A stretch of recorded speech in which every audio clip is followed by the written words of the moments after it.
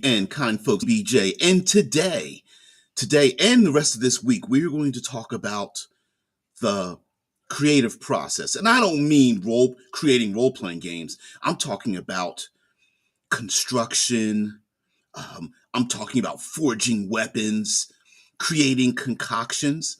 Yeah, we're going to talk about creating things within the game world and how we can make that into our own story element. And today we're going to focus on the forge and the foundry. So get your favorite libation. Let's top off on our mental fuel, and let's get into it right after the intro.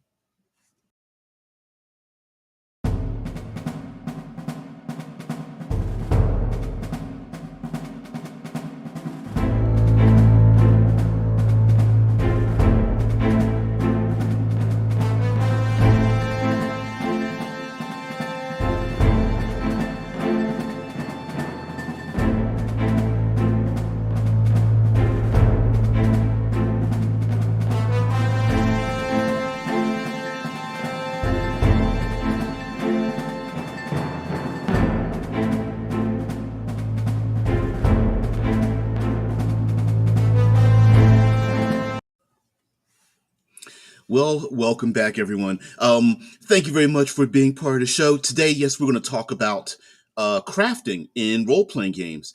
And of course, uh, very recently, in one of our long live podcast talks, I talked about the issues, the problems with crafting in role playing games. That it's a very singular event that, while on the surface it sounds like it fits into most, if not all, role playing games, it does have a uh, problematic feature to it. But there are ways around it, and I thought we would talk about that, and then talk about the stories that are involved in it. Because really, what we're trying to do here is make them fun and to um, the purpose of this channel is to like shake off all the dust and the cobwebs, and delve into those parts of our brain and our creativity that we haven't used in a while. So yeah. Thank you there, Drew. And yes, I'm taking a look at our co-host here, because we do go live 6 a.m. Eastern Standard Time, Monday through Friday. And of course, you can be a co-host on the show as well. Yeah. Thank you very much there, Drew, bringing us into today. I'm going to reforge you all. Yeah. Hope you're not too dense. That will not take too much hammering to get it out of our heads, right? Sometimes we can be a little bit dense when it comes to certain things, to be challenged on the things that we think about. All right. So today is the forge and the foundry. And um, we often, the most stereotypical forge and foundry we can think of is the blacksmith, the fantasy realm. Go into a small place, town or whatever. You hear hammering away. There's someone in an apron with huge forearms and shoulders, banging away on steel or ore or something like that, hopefully to make weapons. And they're stacked in the background.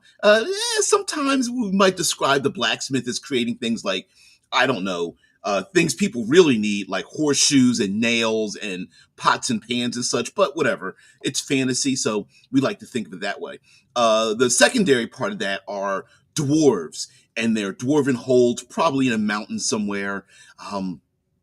And they have these huge, they're not just forges, but we think of them as foundries, an entire complex dedicated to the processes of taking ore out of the ground, smelting it. I don't know the exact science of it. I just know that they just have something really hot. They have these big buckets with hot things in it. Maybe it's a little bit far more modern thinking, but if you're going to have yourselves alchemy and apothecaries and artificers or artificers and gearforge, having large foundries with semi-mechanical features that can haul tons and tons of those kind of things around, and scooping off, I don't know, what do they do when it comes to forging raw ore into high class items and weaponry, like trying to forge mithril and adamantine weapons and things like that. Yes, Vince, I believe, is the one that brought up the idea of like having fun with crafting, if I'm not mistaken, as well as the rest of you guys. Let's see what our co-hosts have to say. We'll get back into it. One Eye Heathen says the blacksmith is a cliche now, and it's amusing. It is. Nobody ever talks about the tailor or the cobbler. Yet, I mean, there's a ton of individual crafts and specific uh, features that were skilled that we think of as combined or forgotten that were very important. For example, when it came to forging swords, you literally had someone else wrap the handles. That was its own special talent, and then another person literally made the sheaths, and that was their special talent. It was a whole big thing, right? There were Fletchers literally only made arrows, and they had to get the wood and all that kind of business. Yeah, so yeah, yeah, nobody ever talks about the tailor or cobbler. Why don't the party members ever need new shoes? Ink creators, weavers, um, people in looms creating just plain old blankets, which are super important. Yeah, the classic blacksmith raises a big question: how advanced or primitive is your fantasy world? And I was going to bring that up.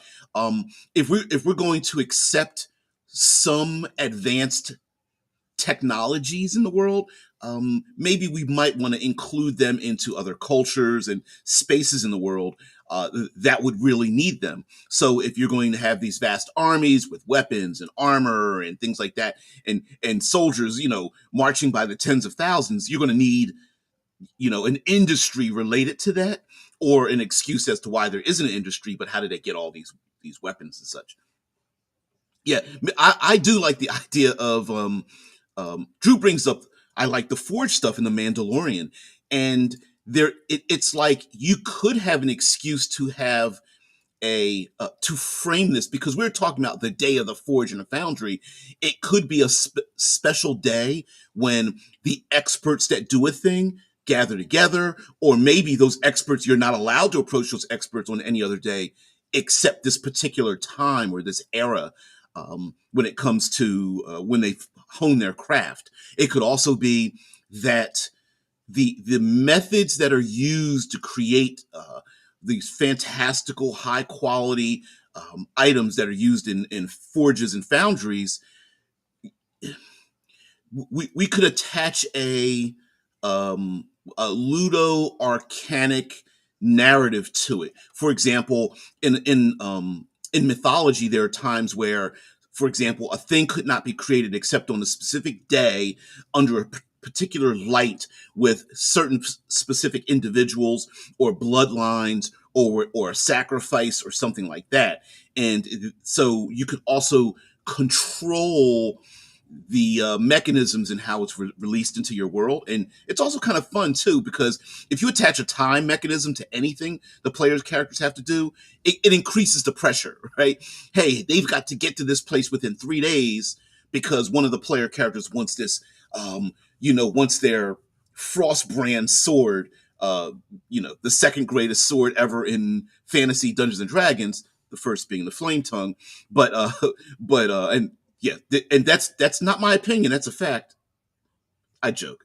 But my point being is that to get a special weapon forged or whatever for them might need to be on this particular day. And then it may not be done until a specific amount of time passes. Hey, it's going to take me 101 days. And players going to say, well, it doesn't take that long to forge something. Like, sure, it doesn't in the real world.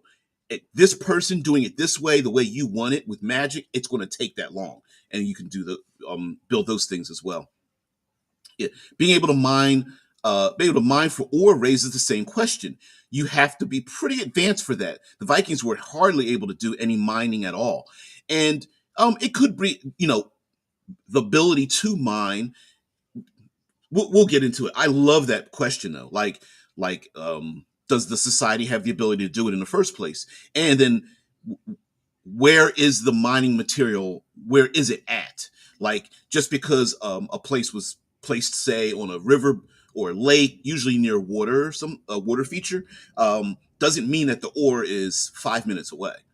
Yeah. Also, who mines or even collects the iron ore from the Martians, depending on how primitive. Yes, there's um, um, the ore. Let's pick iron as an example. Iron, copper, tins, uh, those other metallics as well. There's no saying where it's at. Is it under a swamp and raises up? Is it on a shoreline? Is it, is it being pushed into the air through a mountain range, through geology? And then is it literally just placed? Are they the tears of a dead god that Metallica god that forged weapons from the ancient past and was slain in a battle, and their literal tears and blood rained down on the earth, and that's where it came from. Who knows? Vince's crafting can be very interesting, could even be the reason for questing, and that's exactly where I want to go with this. um, I shot down the idea of crafting, not because I don't think it's bad. I think uh, it gives us an emotional energy that sometimes doesn't fit into role-playing games. And I likened it unto the pilot, the one character that wants to be the pilot in a sci-fi game. I likened it to the hacker, the one hacker that wants to be in the sci-fi or cyberpunk game, where the the the person wants to engage in this thing, crafting, and balancing crafting, like piloting, like hacking, is difficult in the game when you don't have the other players fully involved in that endeavor, because you either have a mini game that's off to the side that steals time away from other players. So the idea of splitting the party basically is when one player engages in activity that no one else is involved in. The longer that player is involved in it that no one else is, you're stealing time. You're literally using thievery and usury to steal things from other players to focus on you while other people twiddle their thumbs.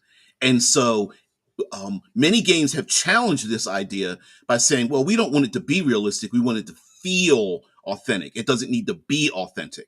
And so piloting has spread to other people. One person's a navigator, engineer. Hacking, has completely just become, it's a skill battle, die roll, just like every other action everyone else takes, which is a good thing. But when it comes to crafting, one of the balance issues is, if you're a character that specifically needs crafting to be effective, how much of it can you do? And the easy way would make it in parity to any other special abilities someone has. Just call it something different. It's a rose by any other name. It's just a matter of semantics, right? If my character can cast 3 spells in a battlefield, then my crafter just happens to have 3 bottles or powders or liquids or whatever to throw in a battlefield. But that doesn't feel like crafting. The other element about balancing crafting is, I have 3 spells, but they're only mine. I can't give them away. I can't drop them. They can't be taken from me.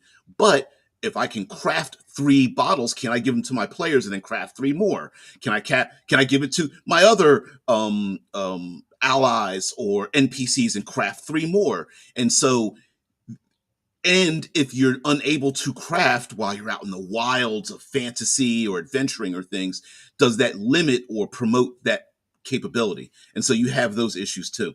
Um, anyway, our co-host says, yeah, if you're not advanced enough to mine, you have to resort to collecting iron particles in the ground and melting it down. Crazy labor intensive.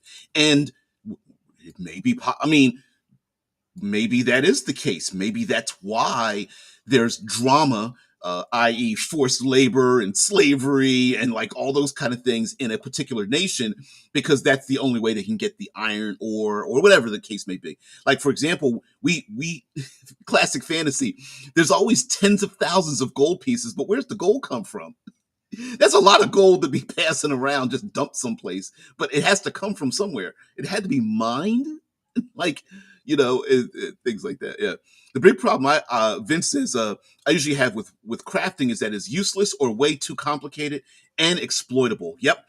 The cost of it, in game, or out of game through time or resources might just be too exorbitant or not exorbitant enough.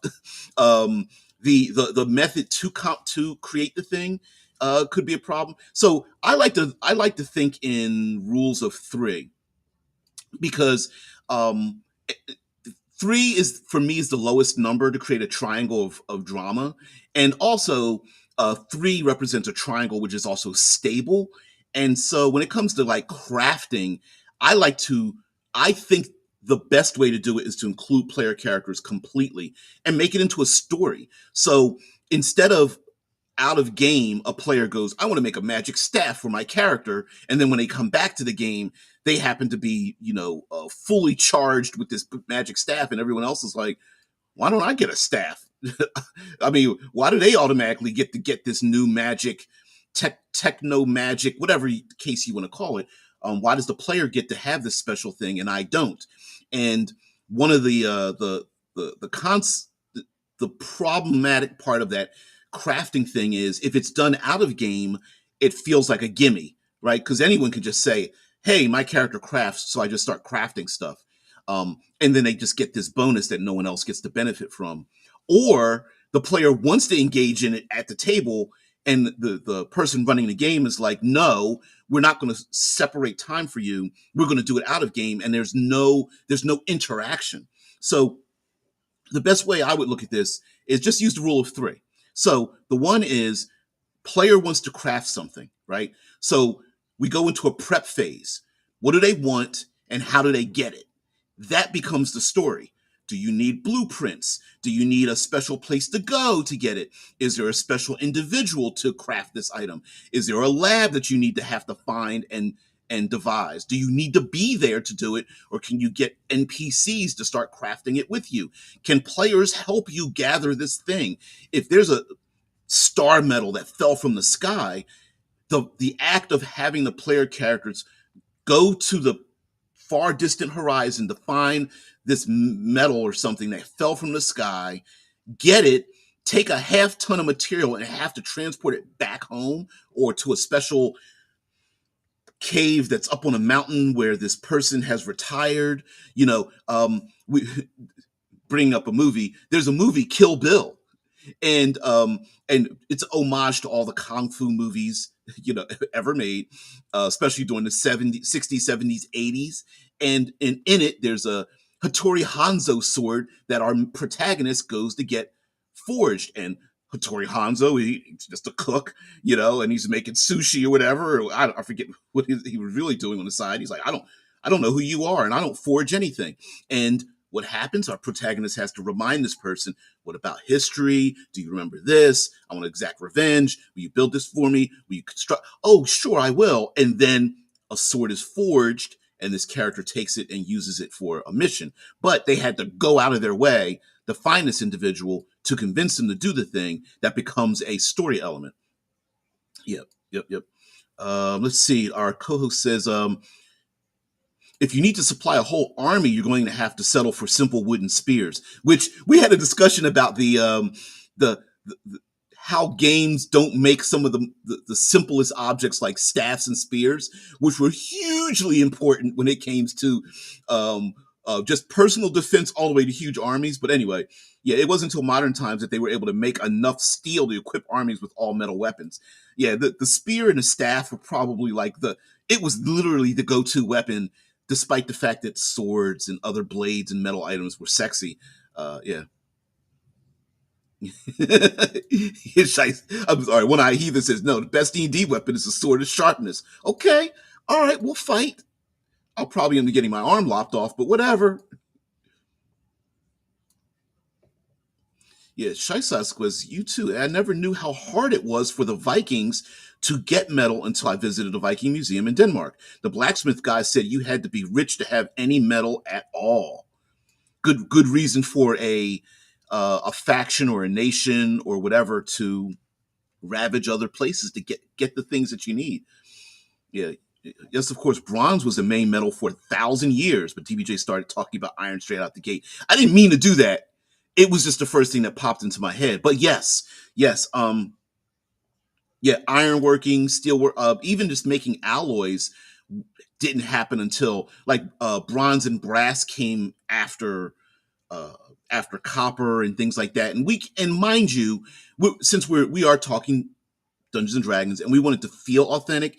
It doesn't have to be real. It can just feel that way. So, like, I am completely unaware of what it takes to quote unquote make a steel sword, right? Like the the percentages of the metallics that are in it, and I don't even know which metallics are in there, but I do know that, like, there are, um, uh, based on layers of those metallics and how they're done, and there are even, um, iron. I'm sorry, metallic blocks that are used that are then often bought and traded and sold and stored, that everyone knows the size and shape of this metal, this weight is going to turn into something else. So even that isn't random.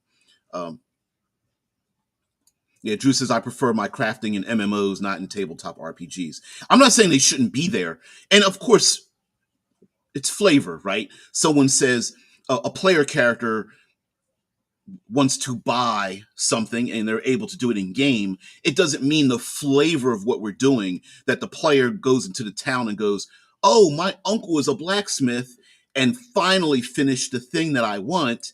Kind of retconning it, kind of making it to a story element and going, hey, uncle, here's 600, here's a sack of 600 gold that I know the family needs. And he's like, no, I don't need it. And the player character is like, no, this is for the family. It's worth it, or whatever.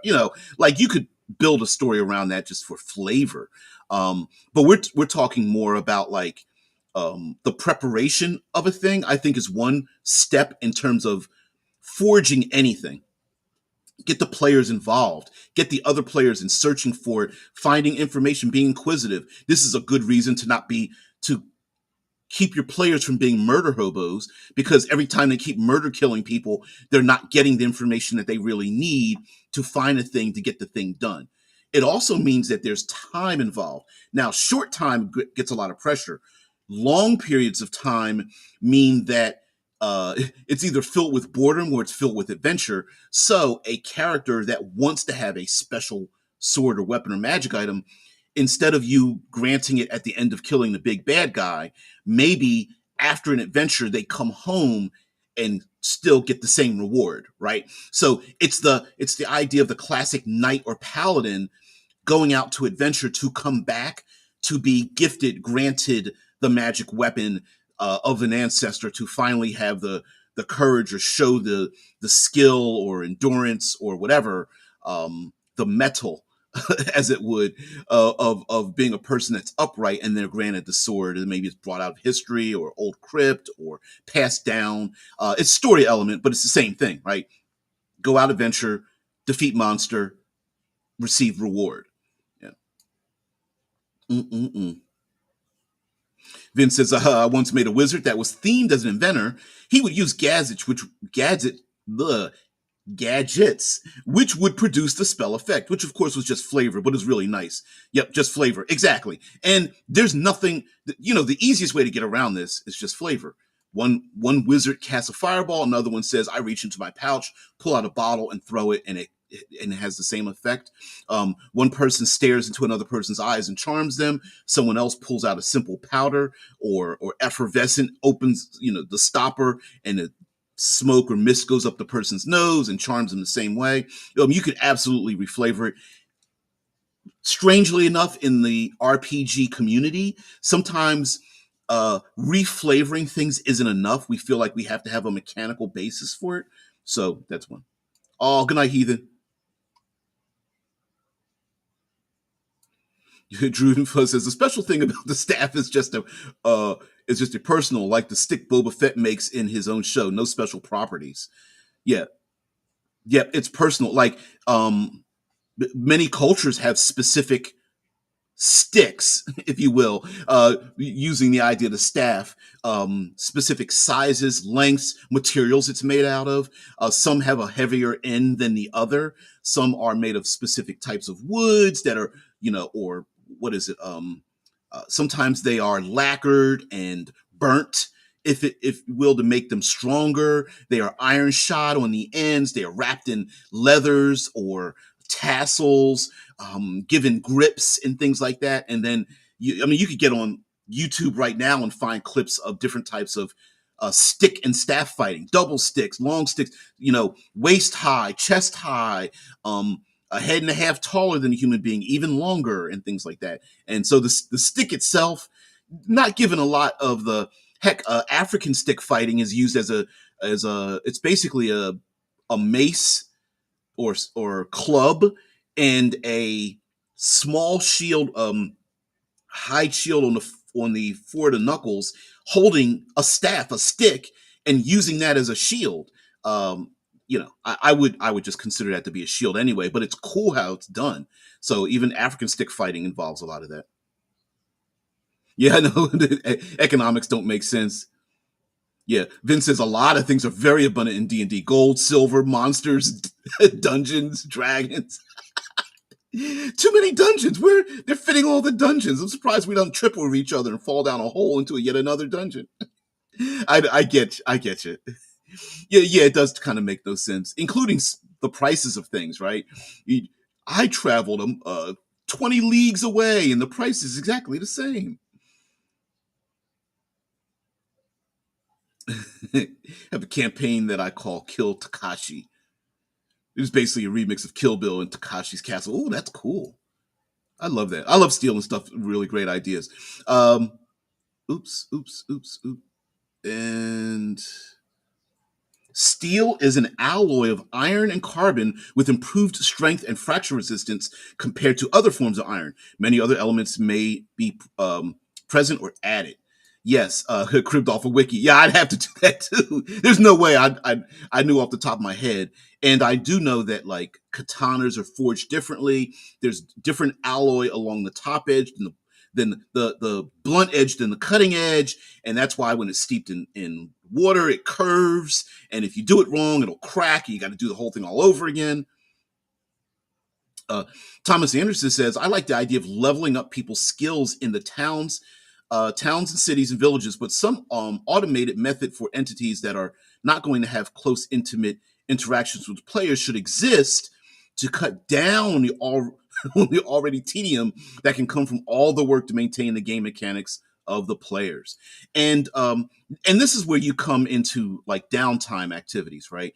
And one of the issues, because I'm going to move from preparation, and preparation is gathering all the things necessary to create something. And um and one of the issues with downtime is that it hasn't been codified. I'm going to bring up Blades in the Dark yet again.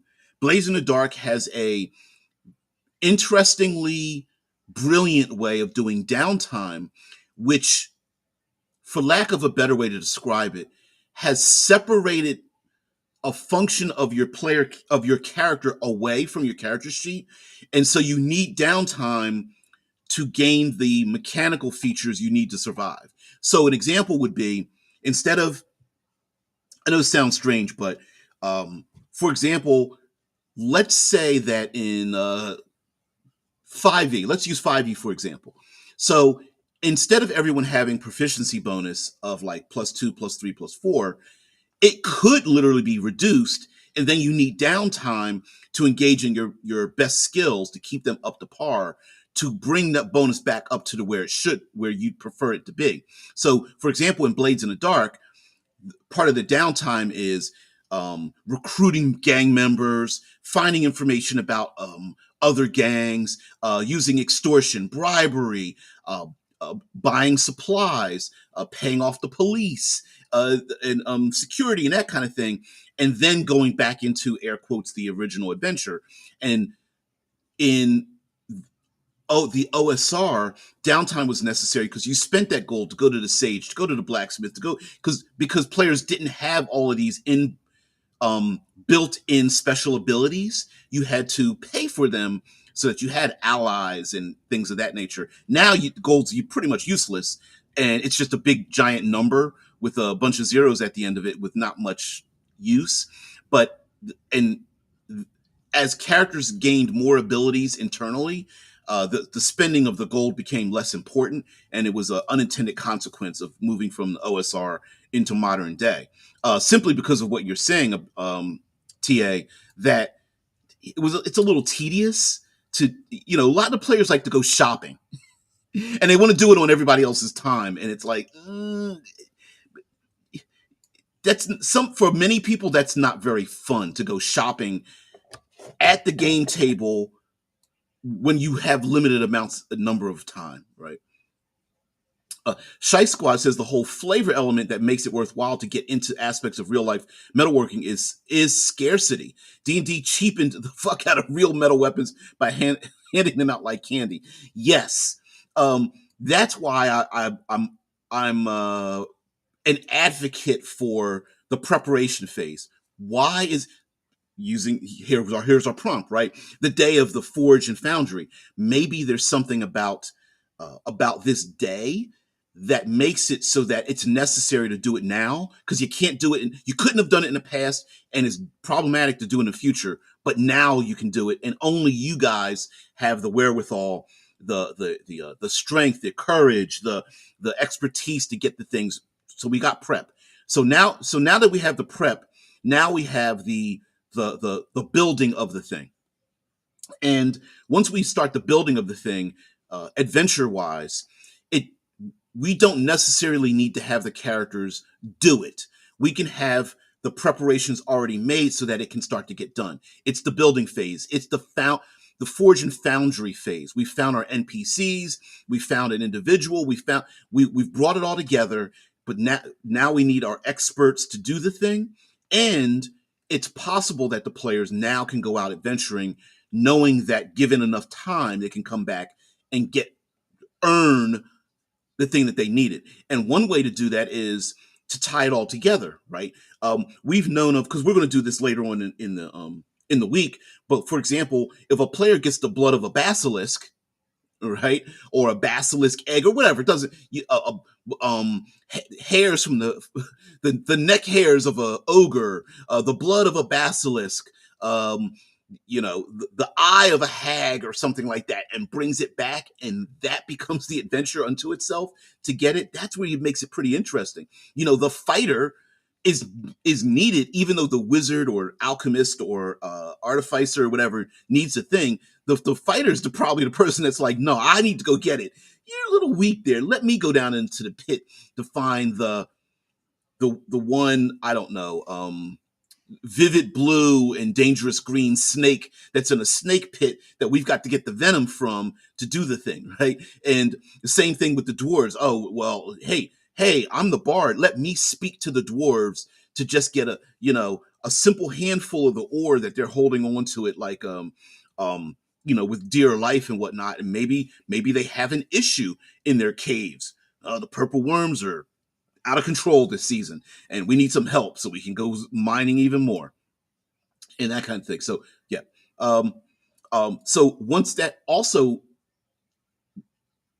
instead of the players just leaving and this getting created in the background, the adventure could be a spiral, meaning the players need to protect the small city, town, forge, cave, um, sailing vessel, or whatever it's being constructed, whatever the thing that you need to be built. Maybe the players need to defend it. They need to stop thieves, an army, invaders, natural predators, things like that don't necessarily, it may not be going after what the players want, but it's dangerous anyway.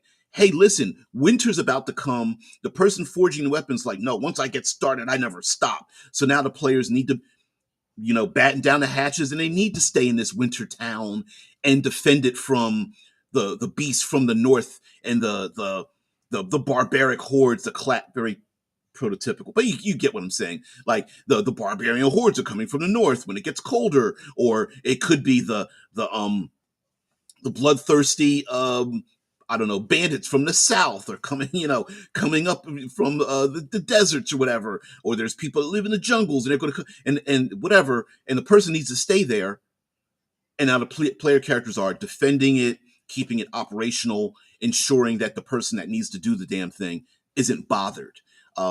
It could also be that the person that needs to do the darn thing is problematic unto themselves, a drunkard, a gambler, someone who gets bored easily. Maybe they have maybe the person that's creating it is has is high maintenance. I need special foods. I need specific individuals to help me out. They keep kicking their assistants away because the assistants are like, I'm not going to be treated like this. I'm leaving. I quit. You know, you could have a little fun with that as well. Shai says, of course, in the principalities of Glantry, they'd have some kind of quote create 16 tons of perfect steel spell, thus cementing the cheesy cartoon nature of old school D&D. Reality was closer to Dark Sun. Oh, I love myself some Dark Sun. Oh, yeah, it'll never happen, but yeah, Dark Sun. Um, you would have to edit, I feel, too many things out of current fifth edition to make Dark Sun. You would have to say no to a lot of things that would um today are choices and remove them. They wouldn't even be options, which players already get frustrated about and say, "Oh, that doesn't exist in my world." You would literally have to completely remove these things, and it's a shame. Ha! So true, Drew. So true.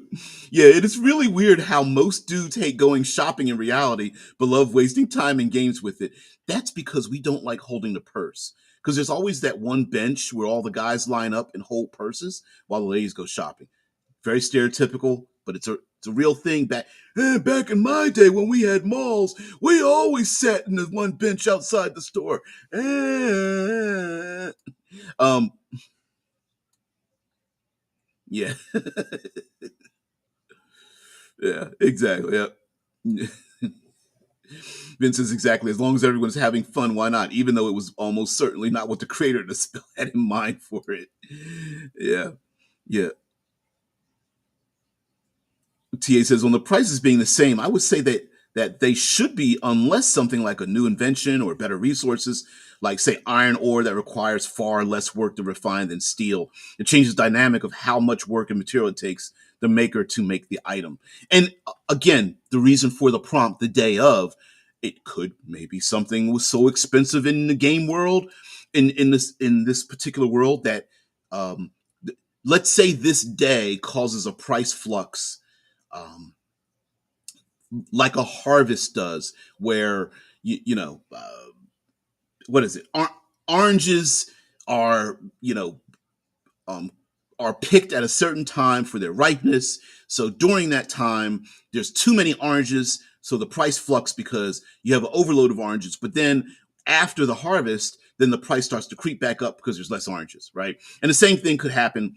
Same thing could happen when it comes to any other commodity. When there's an abundance of it and there's no control over it, the price goes down. When it's hard to get, and it could be seasonal because the seasons prevent getting to it. It could be through travel. Um, you know, the dwarves that bring the metal ore down from the mountains only come down, 3 times a year. And when they come down from the mountains, everyone like, you know, um, uh, gorges themselves in many ways on trying to get all the ore they can. They're like, yeah, yeah, yeah, yeah. The dwarves are all happy, but then they go back, and it's like, oh, we got to wait for them to come back again. You know, so yeah. Mm-mm. Yeah, building giant metal walls of castles. Yeah. Yep, yep, fouls, yeah.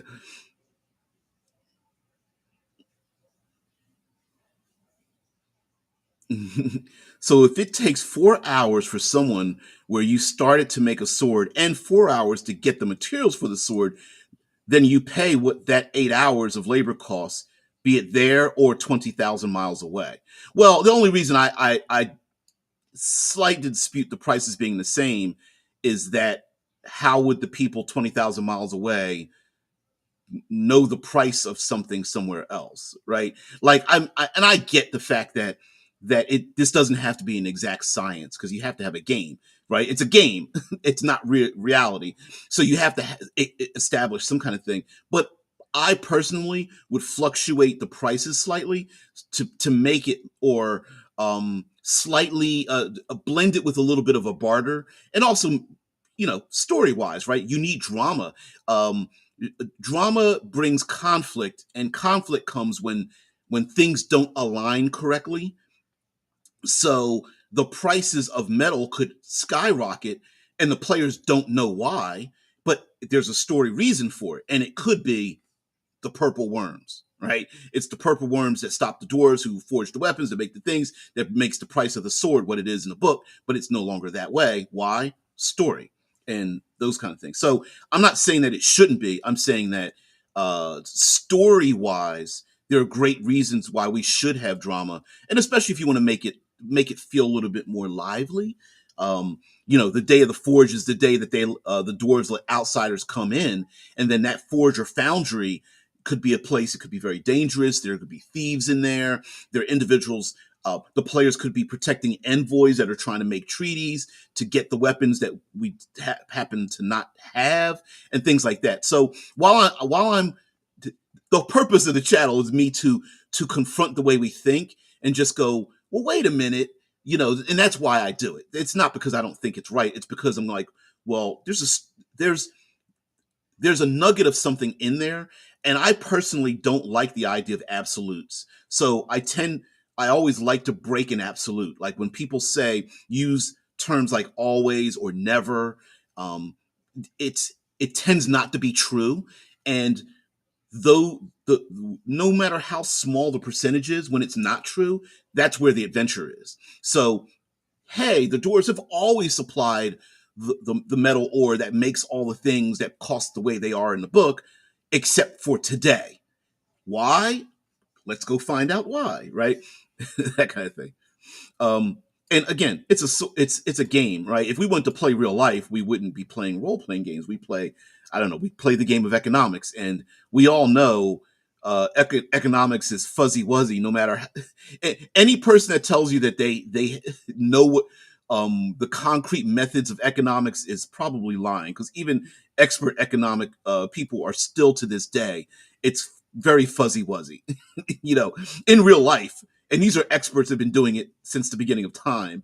So let's not pretend like we can um, absolutely positively iron out a thing in a role playing game when players, there's a lot of players who are just like what economics class what. Uh, Mm-mm-mm. Prices. Ta says and I'm sorry, I missed your comment.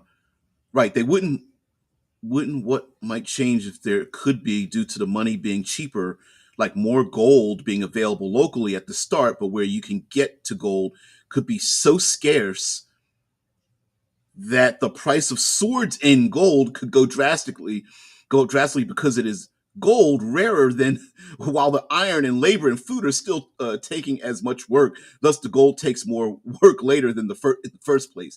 Yeah, yes. There could be a circle of these things, right? Like um the gold isn't rare, players have to have a ton of it, but it still takes the same amount of labor. So despite trying to pay a lot more for it, you're still not going to get it any faster, right? Which could be an issue. Or it could be, hey, swords are like candy, but there's no gold to pay for it.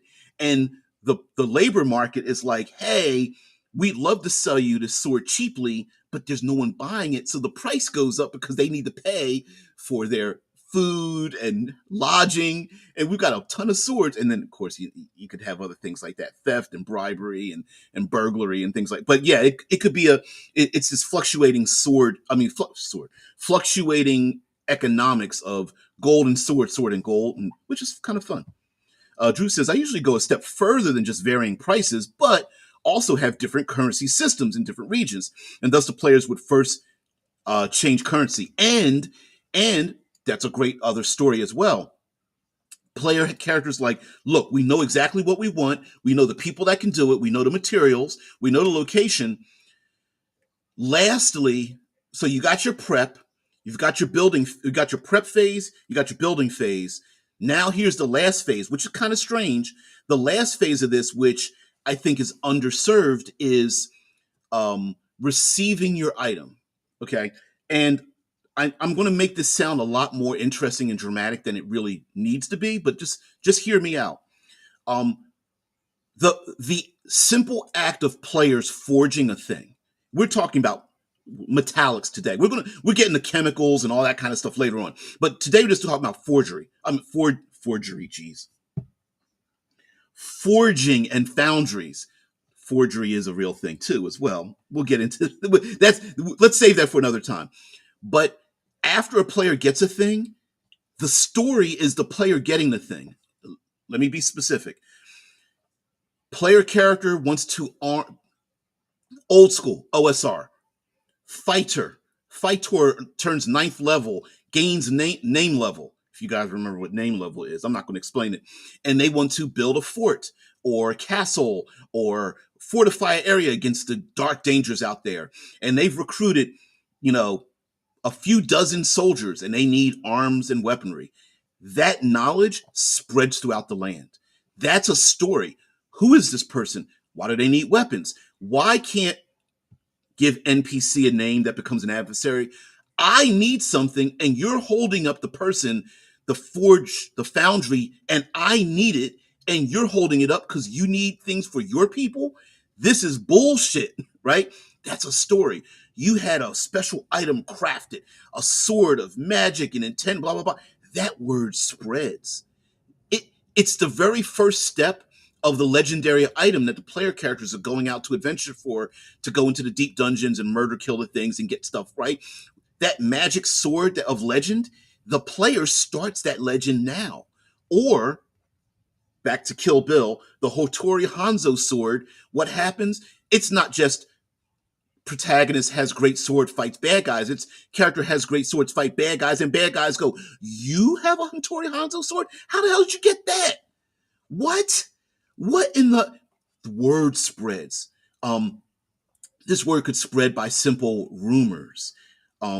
Stories can be told for good or bad. It doesn't have to be everyone trying to backstab the players, although that's the fun part. But stories, rumors, ballads are told, word spreads. Maybe others want to come to this, and maybe this individual who's making swords and weaponry for one side goes, all I want to do is feed my family. I'll make swords and weaponry for anybody. They start making it for the other side. Or, hey, player character gets great magic weapon, and the people in the nobles in the area go, I want a magic weapon too. I want to pay for one myself, right? And the person goes, nope, I only made it for that person. And the nobles are all pissy, right? And like, well, I've got money and prestige. My bloodline, what makes them special? Jealousy, thievery, bribery. What was that person making up in the mountains? I can't tell you. Oh, you're going to tell me now. Players become involved in, maybe NPCs get kidnapped or beaten or threatened, or they suddenly have a big influx of money, or their family is suddenly elevated in some kind of way, and the PCs are like, well, good for you, I'm glad you're noble, how'd that come about? And the NPC doesn't want to say anything because they actually revealed information, hidden information about the player characters, things like that. So story. So for me, it's a 3-step process. The prep, go out into the adventuring world to bring things back, to await its creation. The building phase, okay, the thing has to be made over a particular time. You could either leave and then have to go adventuring and then through time passing come back, or protect what it is. And then lastly is receiving the damn thing, and then that knowledge starts to spread. Maybe the person that created it is brought out of retirement and goes, oh, I feel so much better, right? I feel good about doing this thing. I'm gonna make more. Or players get surrounded like sycophants. You're so cool with your sword, your magic sword. I love you. Wow, can I get a picture next to you? I just want to touch your cloak. Can you knight me with the sword? Hey, the nobility, the authority, whoever the authority is, that weapon belongs here. You can't leave with it. It's a symbol of our nation. You built it here using funds you got from places here, going into dungeons that were here, defeating monsters that were here. You belong here. You can't just go across the seas and take that with you. Or the opposite. I'm going to send emissaries with you. That magic sword represents us, and we want to make sure that you are surrounded by the best and brightest. And I understand that you need some elbow room, but hey, listen, I've got 13 people I'm going to send with you on the ship, and they're going to go with you, and they're going to shine your shoes and write speeches for you that you're going to things like that. So you can have a lot of fun with the after effects as well. Anyway, what do our co-hosts have to say? Let's see. Um, Drew says, just like I do not like a common language that gets spoken everywhere, so too I do not like a universal currency that is accepted everywhere. Yeah, and it's shorthand. We get it. It's shorthand. But and mind you, this is where flavor comes in. Like for example, an American dollar could be the equivalent of another terminology other than a dollar in another country, and it could look different, pronounced differently or whatever, but the value could be the same, but I'm using something from where I'm at to pay for something somewhere else. So a player character could reach in and pull out gold coins, and those gold coins could be from an old crypt and ancient with a person's face on it that everyone fears might return. It could come from a nation that dominated the other nation, and it's a symbol of oppression for the person that accepts that gold. It could be that someone is like, "Oh, you have gold from lost gold from a ship that sunk," and the PC's like, "Yeah, I went and got it," and everyone's like, "Well, that belongs to my ancestors," right? There's stories behind that. Yeah, Shy Squad. Yeah, referencing Dark Sun, like, damn, I want to hang out with this copper dagger having motherfucker. Yeah, from Andrew Wood. You're right, exactly. Like in Dark Sun, there's so little metal. Just somebody having like a dagger that came from a person that came from 5 generations ago, and it just so happens to have been found as the dusty sands get blown away, and someone finds it. It unto itself would be like gold, right? So yeah, it's like, yeah, I want to hang out with you because you have this stuff. Vince brings about astrocitas. I know I mispronounce it all the time, but I love the title though. It says, I solved this issue by using trading goods as the universal currency. So stuff like food or building materials, which are somehow standardized to be worth roughly the same everywhere. Right, right. I mean, listen, if you don't call it a thing, there's always someone else who's willing to trade for something that becomes the standard. You know what I mean? Like, I'm not saying that there are no standards. Don't get me wrong. Don't quote me on that. But I mean, for example, the player could almost kind of set the standard. Oh, I went to this other nation, and in my country, it's 50 gold pieces. I'll pay you 50 gold. And they go, it's worth 50 gold? Damn. Okay. And they end up accidentally setting the standard without realizing it or something. So it could be that. It could be something like that. TA says one thing that could make swords cheaper too would be a massive war that kids and women of fallen warriors have to make their living by going over the leftover battlefields and finding stuff to resell. Yeah, yeah, yeah, yeah. We forget about that too. Yeah, being uh, the the people who go through battlefields to get the stuff out of there, which is why we don't have battlefields filled with armored soldiers and weapons left there and rusting because all the stuff was picked up afterwards, right? Because swords to plowshares kind of thing. Yeah, thus there could be a glut of swords and armor from all the dead fighters showing up at armorers that are taking them in like a pawn shop. Yep, buying found valuables that feeds the orphans and widows of them. Absolutely. Hells yeah. Hells yeah. And those weapons don't have to be smelted down to liquid. They could be repurposed, which is another great story element. Oh, we don't need to buy. Player characters want to sell their stuff, and well, we don't need to buy it. We have stuff, and every PCs look around and go, "Damn, they're using the weapons, the armor from the War of the Five Kings or something," right? Which is a very good a very good story element. No, don't let us go nerding out on or katana plunking. Yeah, we don't need to do that. But I've I can't remember off the top of my head, but I've watched sword making. There was a television show. Maybe it's still around. Forged in Fire, and there's been other ones before that and stuff like that. Yeah, making weapons. Mm-mm-mm. Ooh, tungsten hybrid of bronze and tungsten carbide. Damn. Ooh, ooh, that would make it. Ooh, what would that look like? Wow.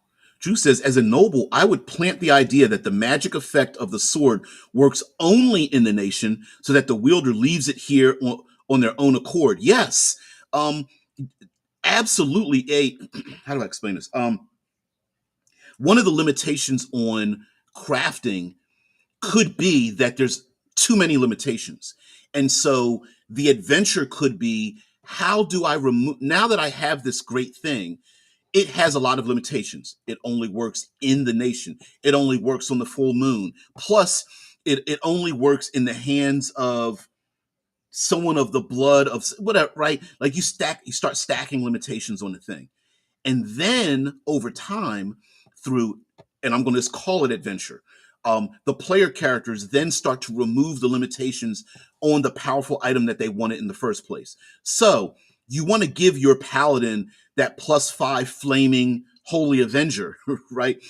Sort of sharpness, the vorpal holy avenger at a very low level. You start attaching to it far too many limitations where it makes it it almost makes it less advantageous just to use it once. And then the adventure is, I already have the item, I just need to remove the limitations. That method is, while you have to have a particular player to get into that, that's also the method of I have the um, ancient but very normal item that as I level up, I unlock or bless upon it, or it is blessed upon me that there are more abilities for that magic item, right? It's the player character that begins their career with, I have a sword from my father and my father's father, and then after half a dozen adventures, now the sword begins to talk to them, or there's a glint in the sword as it glows as they get close to a particular type of enemy they've never found. The undead, I can hear the undead in my head as the sword glows a pale gray or something, like, right? It takes on a dark cast as darkness comes towards me, and then from around the corner, here comes undead, and everyone's like, oh, it can detect undead now? Like, I didn't know that. And PC is like, I didn't know that either. And the dungeon master's like, I didn't know it until I just made it up right now. What a great gift, right? So there's also that. That's not necessarily the forging, but it could be a clue. Player character wants a special thing. You don't want to unbalance the game, so the thing is given to them, but it has a limited use. Hey, you draw the weapon out, fight with it. 1, 2, 3, ching, and then suddenly, it the ancestors that were huddled around as the sword was forged only hear your voice once. You must be able to speak of their names and speak each of the ancestors to again gain its power, right? And then the PC is like, oh no, seriously? Now I got to learn all their names? Yes, you must speak all their names to do the thing. Well, I only will know one name. Great. Well, you can only use it once, right? And then later on, it's like, oh, I know 12 names now. Great. It lasts for 12 hours now or whatever. I don't know. It has a new, you mention one of their names, and one of its special abilities can only be used once as the others step back and let this great ancestor step forward and gain world. Oh, you're able to cast a wall of ice. I don't know. Something like that, right? Uh, TA says, okay. Sorry, just going over what our co-hosts have to say. It is true that, by the way, that villages should be hard to obtain a sword or other metal items, and the characters having to travel to a city that is at the center of a trading hub that materials from far and wide all pass through, so there would be more of it there. And that's, of course, that's the prep phase, right? Just because the PCs just happen to be near a small village doesn't mean that it's going to have what they need, right? Like, for example, you could very much disrupt the let's say there is a blacksmith that has the skill to do what the players want, but it's in such a small village. The blacksmith's like, I don't have time to make you a sword. I've got stuff to handle here with my own people.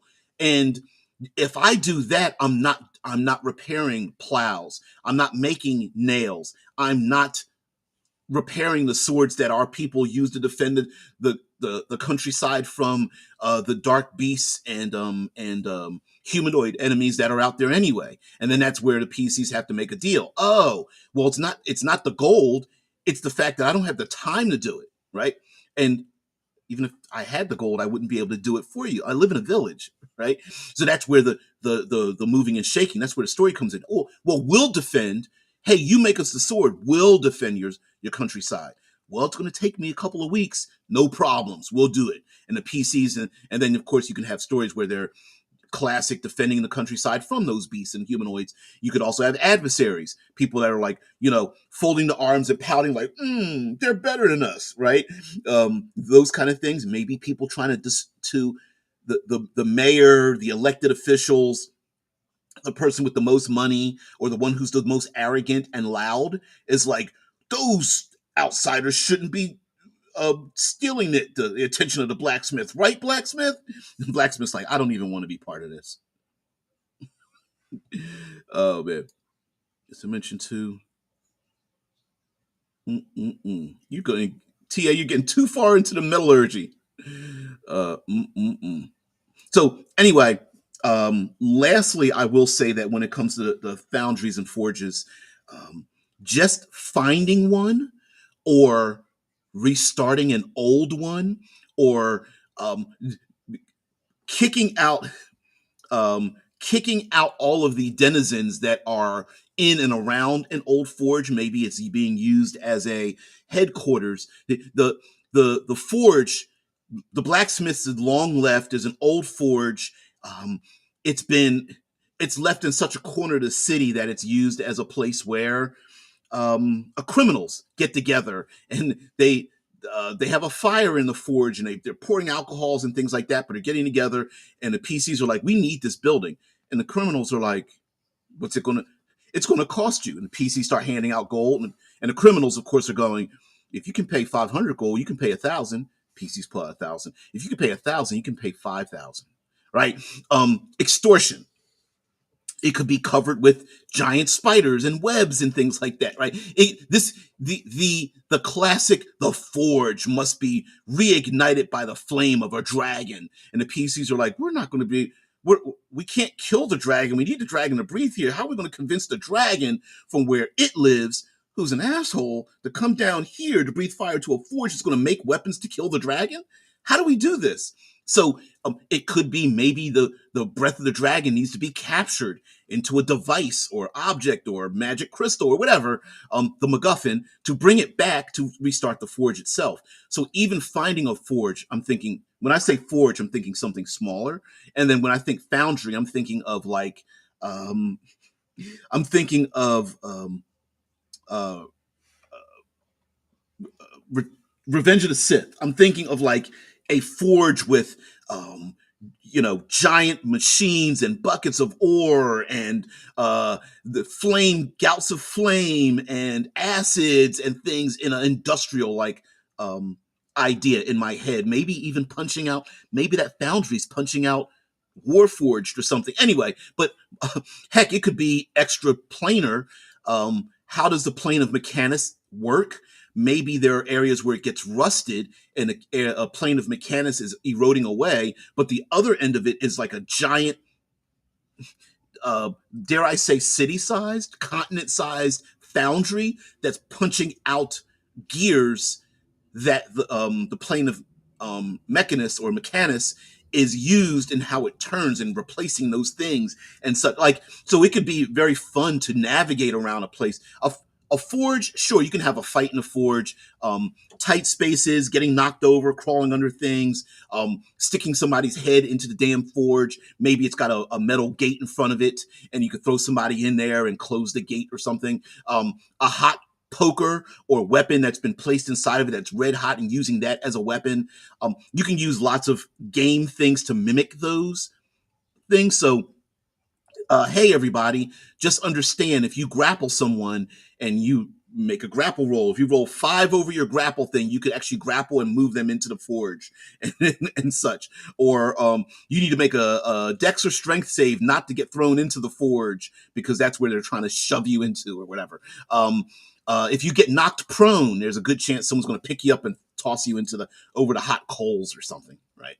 Um, Another thing, with a foundry or whatever, I love environmental effects. So, or hot ore being poured could pour at intervals on the initiative track or every 3 rounds or something. And there could be a conveyor belt. If you're fighting on a conveyor belt, you will move at the speed of the conveyor belt to be stamped or have ore poured over you or something like that. Uh, uh, Everyone complains about the fact that um, perfect prefix or perfect death. Yeah, people complain about the disarm in Dungeons and Dragons sucks because after you disarm an opponent on their action, all they have to do is reach down and pick up the thing. Um, I agree, but to make that more interesting, when you disarm someone, if it falls on a conveyor belt and moves away from them, do they go after it to then go pick it up, moving out of range or away or opportunity attack or what have you? Or do they keep fighting and try to find something else?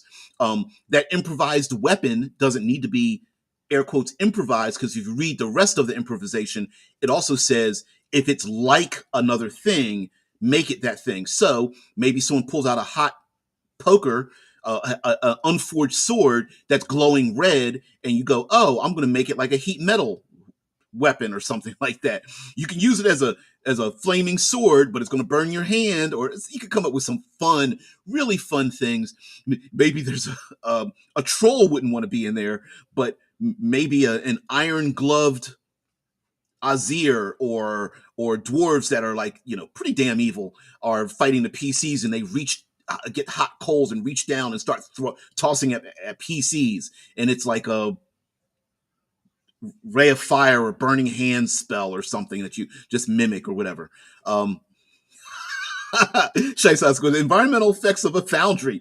Your drinking water tastes like raw iron and stains your underpants orange. Welcome to Albion, Michigan. Yeah. Hey, just down the street, we've got a lead forge. Except it's not really a forge; it's actually the pipes that are the drinking water of children. But it's the same thing, right? No, I make fun because it's ridiculous that something like that would happen. But you're getting the point, right? I mean, you could have all kinds of things. I mean, in a foundry, having timing it so that you knock over an opponent that gets hot metal ore poured over them. Terminator. In the Terminator 2 movie, we had our Terminator sacrifice himself by going into a foundry that they crashed into with a truck filled with liquid nitrogen and things like that. Why wouldn't we have that in our fantasy? We can come up with a fantastical thing of liquid nitrogen that spills out to stop the fires that's spreading from the foundry and the people working in it. There could be automatons or elementals that are in there, and have some fun with that as well. So Tia says, seriously, the dragon finding out it was tricked into making a weapon to kill it, causing a discussion between the village elders and the dragon, leading to them becoming allies instead of enemies, seems fun. Yeah, I mean, who's to say, right? And the player characters caused it, and now you've got a pissed off dragon and villagers going, "Oh, those damn adventurers! I can't believe! Oh, damn it! I can't! Oh." Both. The dragon is like, "We're going to be friends from now on," and the villagers are like, "Hell yeah!" Fist bumping and stuff, folding their arms and pouting at the same rate, like, "Oh, oh." Yeah. Okay, you fall into the foundry, but first your rage mage. Yeah, oh, we forgot about our rage mage. Cast some resist fire shit on you, and you come out looking like an iron golem. Ooh, ooh, but you can't move. But it would be badass though. The rage mage falls into it and go, the wizard's dies. No, no, can't he resist fire?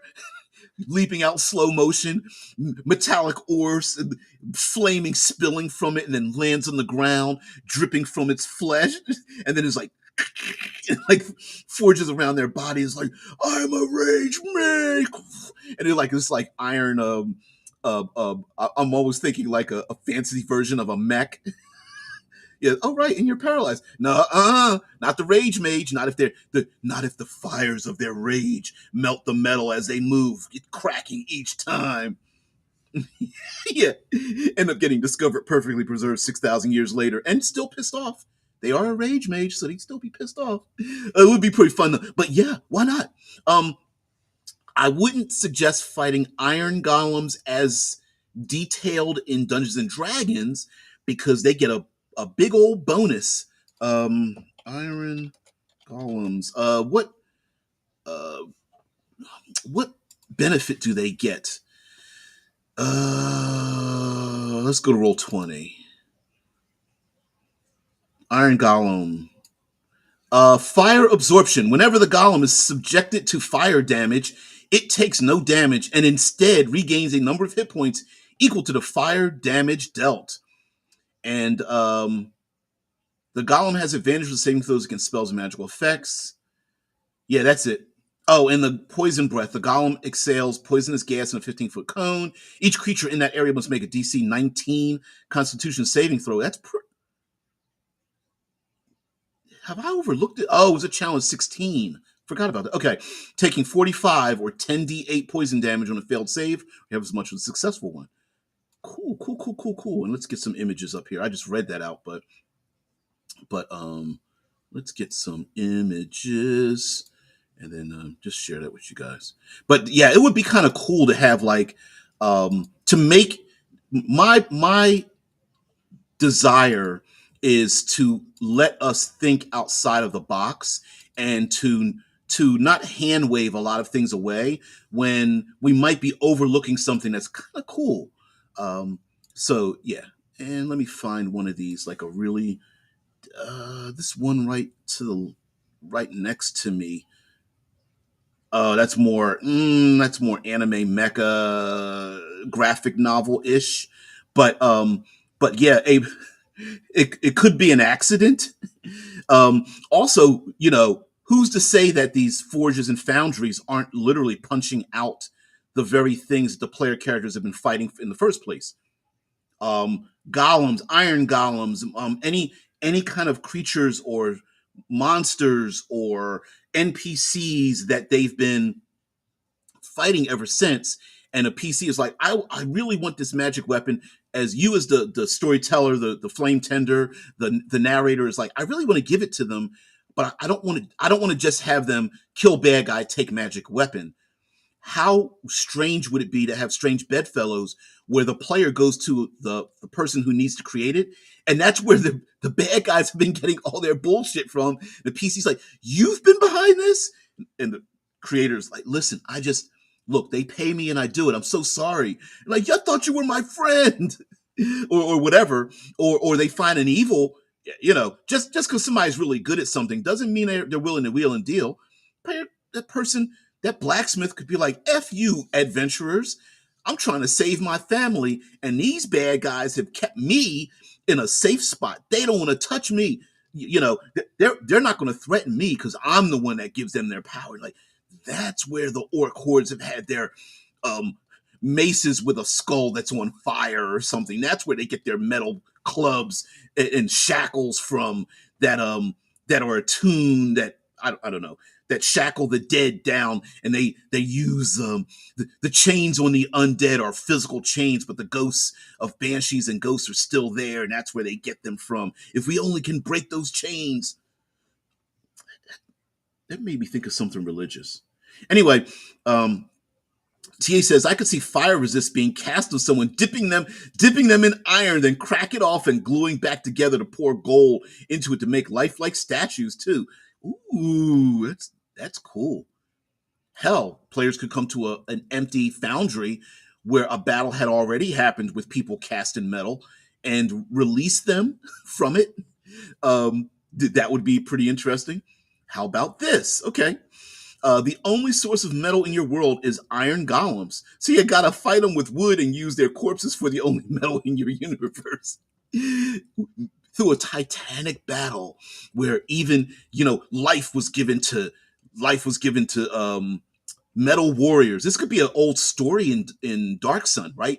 Oh, no one remembers a time where metal beings walked the earth, striding of legs like humans and arms like elves, heads like dwarves. They looked like you and I, but were cast of solid metal. And everyone's like, yeah, right. Kids sitting around, campfire, whatever in the sands of a dark sun. Yes, there were armies, thousands upon thousands, clashing, sparks flying. There were cities built of metal as well. They rode in tubes. Crystal allowed them to watch outside at the world they created. They held pieces of black metal glass like you hold in your hand, but they talked into it, and it sent images to them, to their brains. They could communicate, hearing the voices and seeing the images of their friends and family from miles away. Hell, the metal was carved so perfectly that it could even fly in the air like birds. No, they didn't, Uncle. Yes, they did. Don't call me a liar. Yeah, as well as cutting the iron off the person and then using it as armor that is perfectly sculpted to their physique. Wow. Wow. Oh, that plate mail armor you wanted? We're gonna have to dip you into the ore first. Paladin's like, hell no. Yep. Never had time to play Minecraft, but shit, they preemptively stole my incredibly original idea. Yeah. Yep. Mm-mm-mm. I heard rumor that they were going to do a Lego Minecraft Dungeons and Dragons. Is that just a big old rumor? Or am I thinking, is that something in my head? Or was that like a thing passing around like Reddit or something? Mm-mm-mm. Crypto. That's, yeah, you guys, TA, you're so funny. Mm-mm-mm. I can't keep up. DBJ Master Dystopian. Just wait. Yeah. No, I love that kind of stuff. But anyway, guys, I've wasted too much of your time. Your time is valuable, and the cost effect analysis of having you here this late is horrible. But today actually is a holiday for us here in the States. So I don't have to work today. So I can go late and not have to worry about it. But for you guys, thank you very much. We're going to talk about crafting as we go further. Tomorrow, I believe, is we're going to do a difference between the apothecary. We're going to do a day of the apothecary and a day of the alchemist. The apothecary, I specifically am picking out because of the healing arts and crafting healing and making healing quite a bit different, and a difference between clerical, fantastical, I lay on hands and summon the powers of the gods versus chemicals using salves and powders and bindings and things like that, like medicine or early medicine. Kind of the difference between, or split difference between, faith and herbalism and science, and where that falls, and kind of mess with those three things. Then we'll get into alchemy, and alchemy, of course, blends with that. But it's the philosopher's stone idea, using alchemy to drink potions that cause all kinds of transformative abilities. The lead to gold idea, explosives and acids, and alchemy that makes solvents and glues and things like that. And then, of course, we're going to talk about construction itself and making that a story. Where monuments or castles or bridges, aqueducts are being built or want to be built, or player characters need a thing to be built. Heck, the player characters could be the very first ones to build a Hadrian's walls type of thing against a great evil, or maintain something that's broken and have it built and defend the people that are building it. So we'll talk about those kind of things as well. Last couple of ideas you guys have here. National Native American Day. That must be a new one. They'd have no day off for that back when I was suffering. Yes, yes, yes. There was no day for that. We, my friend and I we used to joke about Well, thank you there, Drew. I'm hoping to be crafty. It was spawned by something that Vince mentioned, and I felt like I left it on a negative thing. Vince gets it; he gets it. But I felt like I left it on a negative downturn. Like, oh, crafting sucks in role playing games. Um, Not because he mentioned it, but I mean, not because what he said was wrong, but I was just like, oh, there's a problem with it. And I was trying to think of things that would make it more interesting to involve everybody in it. And I think it would be kind of cool. I mean, hell, just player characters going out and finding that star medal to bring it back is just a great story idea, and all the intricacies that are attached to it. Young children asking, what is that going to be? And character just offhandedly, it's going to be a magic sword that'll defend the land. And that word spreads to some adversaries, and it just becomes a great idea. Even some monster and monstrous people might be like, we can't let the paladin get that holy avenger. You know. See, yeah, yeah. My friend and I used to call it happy genocidal day for indigenous peoples. Yeah, who, yes, historically Christopher Columbus never reached what we call the United States today. He was actually in the Caribbean. Yeah, all that kind of stuff. I just wish. Um, yep, yes, it was time with slavery and things like that. I just wish that we. This is just a side note. Today being a holiday being Columbus Day, I just wish I wish we as human beings had nuance, because um, there's nothing wrong with celebrating the true history of a thing, uh, despite the fact that it's negative. Let me give you an example. When I lived in Philadelphia, we used to have the Battle of Germantown, and it was a reenactment. People would dress. It was a Civil War type of thing. Battle of Germantown. Red coats, blue coats style cannons and things like that. There was a big plot of land as historical. Philadelphia and the East Coast itself has a lot of historical property, and they would open up. You could visit it like a museum, but they would open it up to the public, and they had the grass. It was a big festival. They had vendors and things like that, and individuals there that knew about the history. Here's the thing: the Battle of Germantown was a battle that where the air quotes good side lost. That battle was a losing battle, and it was still reenacted. It's like, so what? It's right. So I feel like celebrating history, and when I say celebrating it, understanding what it is so we don't repeat it, to understand the ramifications of it, and to embrace it and go, yeah, this is a history. It doesn't matter whether it's good or bad. It just is. Um, Moving forward, but people don't have. People today are always trying to rewrite history. They're trying to eliminate slavery out of history right now to make it seem like um, uh, that American history, we were the good guys and everybody else was the bad guys. And I'm like, that's not the lesson you should learn from it. It should be, we used to be the bad guys. Let's be better than that. Every day we can always be a better person. So, yeah. Oh, shit. It's the day when you go to the shops and take stuff for free. Fuck. Oh, shit. Yeah. Yeah, like the fact that Hebrew people who had a slave had to give them the best room and food while they worked off their debt to them. And if they failed after a set time, they still had to release them of the debt no matter what. I did not know that. Yeah, I did not know that. Yeah. I mean, I just feel like it's just history. We just keep repeating histories and things like that.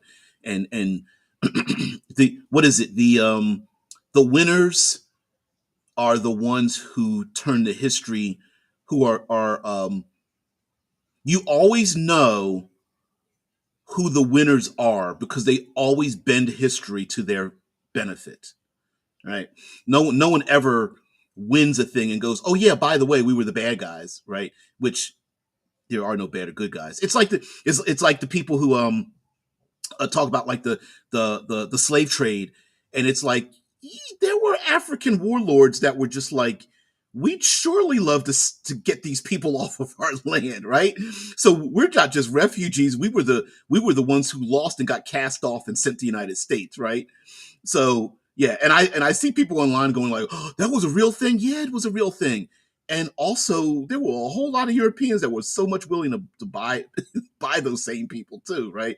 So yeah, Mm-mm-mm. Yeah. All I meant by slavery in D&D is that it's a good motive for monsters and armies. Yeah, like flesh eating. That's why you kill them. They do bad things. Yep. Raid villages and take them alive. 1,000 orcs overrun the party and take them alive, and they end up working construction. What's the movie? The Bridge Over the River Kwai is a movie about soldiers who were captured to build a bridge, and the whole movie is this idea of it's centered around the point of pride of doing a thing, building a bridge, to only destroy it at the end because building that bridge would make it easier for the people who were captured, their enemy to effectively cross this chasm. And if they built the bridge, it would allow the armies to move back and forth, and then they would never be released. But the bridge has to be built, and it's the idea of holding on to your integrity. No, if I'm going to do a job, I'm going to do it right. But I'm also going to blow up that shit when I'm done, right? And it's that idea, and it's like building this bridge, and then at the very end, destroying the thing that you created. This great thing you created, and the idea of destroying the great thing you created is like, oh, it doesn't exist anymore, but I know I did that. I did that shit, and yeah, I'm destroying it because I get to choose to do that. And so, yeah, yep, yeah, everybody who built all the beautiful old cathedrals in Europe, they were pretty much slaves too. Okay, they didn't call them slaves, but whatever. They didn't get paid shit. Right, exactly. It did. Slavery was pretty common around the world for a long time because what is it? It's force multipliers, right? It's extra force without the cost effectiveness in it. The problem with the American slave trade was that it became the epitome of it until the point that the value of human enslavement surpassed the uses of the people doing the thing in the first place. So it became the slave trade itself was an industry unto itself that became a value, not the work being done. And that's where it basically it was it's like the dandelion thing in Denmark, not dandelion, the tulips, whatever it is, where it spikes up, and the value of human beings was more valuable than the actual crops they were making. So yeah, yeah, the permanent pawn shops learn a thing or two from that system because it's wildly successful, big nonprofit. It still was earning money hand over fist while benefiting the community. Yeah, yeah, yeah. Except for fencing stolen goods. As long as the pawn shop's legal, yes, yes. Yep. I can't stand the idea of blowing up the stuff one has built oneself. I still don't like destroying stuff like the One Ring. Damn it. Hey, I still think that movie could have taken 5 minutes. It's like they could have just pushed Elrond's like, I don't want to destroy the One Ring because that means I'll be responsible. He could have saw that movie could have been done in 5 minutes. It's like, no, I've got somewhere to go. I've got to travel across the ocean. Yes, destroy the One Ring. I don't know. It's that's hilarious because I feel the same way about movie prop makers. There are movie prop makers that basically destroy everything they make. That's crazy to put like so much detail into making props for movies, knowing you're going to set it on fire. That sounds like a cool ass job to do. But that first time, I have to like light something on fire or pour acid over it or crush it with a truck or you know what I mean. The first time I have to do that after spending like painting a miniature with a lot of things and then put little firecrackers in it and send it down a wire and make it explode. Oh, they don't do that anymore. Damn. But anyway, you get the point, though, right? The first time I have to do that, I just be like, I spent so many hours painting this, damn it. And then after that, I just take the paycheck. So anyway, guys, thank you very much for being part of the show. I took too much of your fucking time. So thank you very much. But we're going to talk about crafting and that kind of thing. I had some fun with it later on. Of course, Friday, we're getting to our Future Friday thing. I finally settled on a name for the setting, but I haven't quite narrowed down my system. Although I did make a system long time ago that actually Nerdarchy, the guys over at Nerdarchy did like 7 years ago, 8 years ago, 7 years ago. They did a review of my one line RPG, um, and so I may develop that out. But it's called Obsidian Star, and we'll talk about Luna. Don't call it the moon; you might get slapped in the face. But we'll talk about that for Friday. Not really anything for forging anything, but yeah. You guys talk about metal. Okay, got to get out of here. You guys have a great one. I'll see you later. Thank you very much. Oh, by the way, if you come this shit, if you got this far along, you might as well like, share, subscribe, get notified, do the damn thing. And for all the people that are far more brilliant than I am that hang out in the Discord, please join Discord and have some fun discussions with them as well. Anyway, guys, have a great one. I'll see you later. Peace.